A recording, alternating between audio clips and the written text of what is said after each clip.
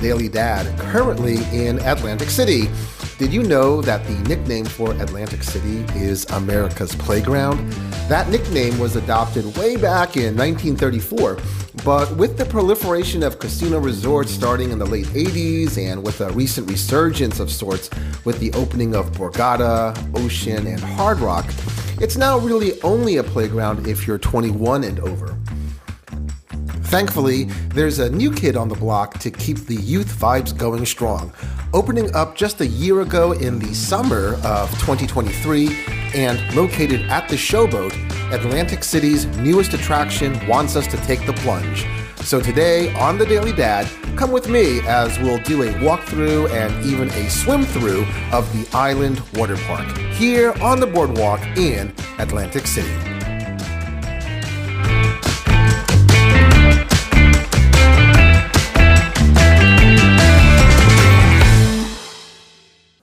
Before you go, you should check the website for pricing, as prices do vary depending on what day of the week you go and also what time of the day you go.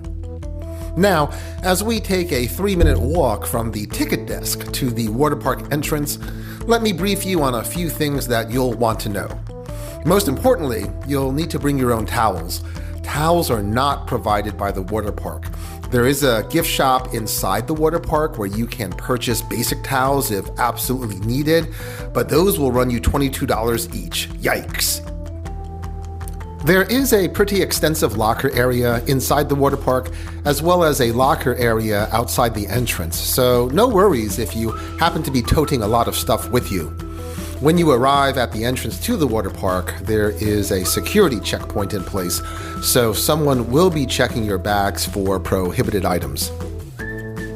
And by the way, the security guards here will not allow anyone to enter without a wristband. No exceptions, even if you just wanted to walk in to take a peek. Well, I suppose that's what YouTube is for.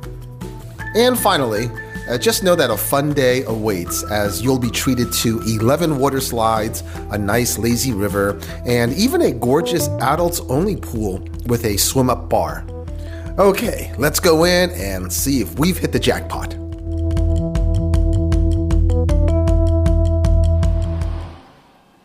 I know that walkthroughs are pretty standard in these videos, so let's change things up a bit and we'll also do a swim through. So I'm going to grab myself an available inner tube. Be right back. Oh, the water, by the way, it's very comfortable and I'd say it's about 84 degrees Fahrenheit. All right, here we go. So the best analogy that I can offer for this place is this. Imagine the biggest cruise ship right now. Maybe it's the Royal Caribbean Icon of the Seas. Now think about the deck that contains the water slides, pools, and other water attractions. That is exactly what Island Water Park looks and feels like. And this is an important coupling. I'm sure many will want to compare this with something like Great Wolf Lodge's water park. Right off the bat, I'm going to say that the Island Water Park is brighter and more welcoming. I mean, I really feel like I'm on a cruise somewhere in the open waters of the Caribbean. In comparison, I find Great Wolf Lodge to be a bit dingy. Now, I will say that Great Wolf Lodge does offer more extreme rides that approach roller coaster G-forces. So if your family consists of thrill seekers, Great Wolf Lodge does get the nod. Great Wolf Lodge also has more options for the toddlers. However, I think Island Water Park finds a happy medium. Primarily, this water park will appeal to kids 10 years old and older because once you are 48 inches tall, you can pretty much access all of the rides here. And all of the rides are entertaining enough, engaging enough. Now, looking to the left, you're going to see a large green staircase in the distance, and that leads up to the entrance of 3 water slides. At this point, you're going to wind up above the water park's roof. And by the way, that green staircase is at the west end of the water park. There are 2 or 3 other similar water slides on the east end of the water park as well. So I don't think any kid would find this water park to be boring.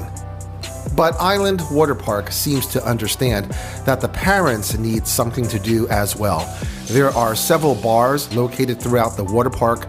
By the way, this very unique bar called the Treehouse has a second-story observation deck, but it is for rentals only. Now, I really liked the fact that they created an adults-only area. It is only for those 21 and over. It features comfortable swimming pool lounge chairs. There is an Olympic-sized swimming pool. There's a swim-up bar, and there are large TVs playing along the southern wall.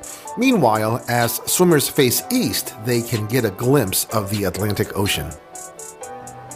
Please note that there is an extra cost to enter this area, and you'll need to buy this add-on at the ticket desk. There is someone looking at wristbands at the entrance to this adults-only area, and if you decided that you might want to purchase a ticket to enter at this time, the guard, who has nothing to do with selling tickets, will direct you back to the ticket desk, and that's just a discouraging walk back and forth. All right, let's now just focus on the main area of the water park for the general public. The experience of finding a seat in this water park can be frustrating, just like finding a seat on the pool deck of the Icon of the Seas. When everything opens up for the day, families are staking out chairs anywhere they can find them, as well as any and all tables at the food court. My son and I arrived on a Sunday at around 1 p.m., and as you can see from these pictures, this place was pretty full. Monday was a school night, but every chair and table had been taken. There were a few birthday parties in progress, and business seemed pretty good. Now, let me give you some advice though. If your party has just 4 people or less, I think you'll have a decent chance of finding a place to put down your stuff. But you'd be rolling the dice with 6 or more in your party, in which case I would then recommend during a busy time like a holiday weekend or probably the summer months, investing in a cabana. That can seat up to 7 or 8 comfortably, and you'll also receive tableside waiter service. In fact, if you're here hosting a birthday party, then do your party a favor by reserving a cabana or 2. Trust me, the other adults will really appreciate it. Let me talk a minute about the food court. It's super pretty and harks back to Atlantic City's yesteryear, but the food is subpar quality across the board while we are bludgeoned with football stadium pricing. If at all possible, I would absolutely avoid getting anything from here. A bottle of soda runs $4, a hot dog runs $8, an order of French fries can go as high as $12, and churros will set you back $8. But if you are here with kids and if you stay in the water park long enough, they will start to get hungry. The only item I would then recommend is one whole pizza pie. It's still expensive at $30, but that breaks down to about $3.50 per subpar slice. And hopefully that will keep their tummies quiet until you can leave and find some real food. Even the boardwalk-based food stalls are a better value. However, if your kid is anything like my teenage boy, he won't really care what the food tastes like or where we throw down our gear and make camp. He just wants to have a good time. And you know what? He absolutely will. He went on every fast ride at least twice, if not 3 times. He never mentioned that he was bored during the 5 or 6 hours we were there. The park is big enough where it feels like there are lots of things to do, but small enough where your kid won't be able to wander off and potentially get lost. And other than the occasional request for a slice of pizza, the experience was rather hassle-free. Even though I did not purchase a ticket to the adults only section, I got enough value traveling around the lazy river several times. As well, I really liked getting in a few turns on the flow rider. But that's about all I could do. There really isn't any less stressful options available for adults unless you enter the adults only area. So the next time I'm here, I will certainly let my son do what he wants to do in the main area, and I'm going to invest in an entry pass so that I can enjoy the adults only area. And yes, splitting up is actually an option because once your kid turns 14, they can enter the park by themselves without adult supervision. So we are getting close to the end of our lazy river ride. Let me wrap up by saying that I like the fact that this place had an ample number of lifeguards, and there are tons of life vests if you need one. There were also plenty of inner tubes for everyone, and on this particular Sunday eve, there were just enough chairs and tables where a family could make camp. The roof is retractable, so you can enjoy the summer weather in all its glory when the time comes, but as this water park is encased in glass, the environment is bathed in natural light. At night, though, the neon lights and music provides a sort of Miami Beach vibe.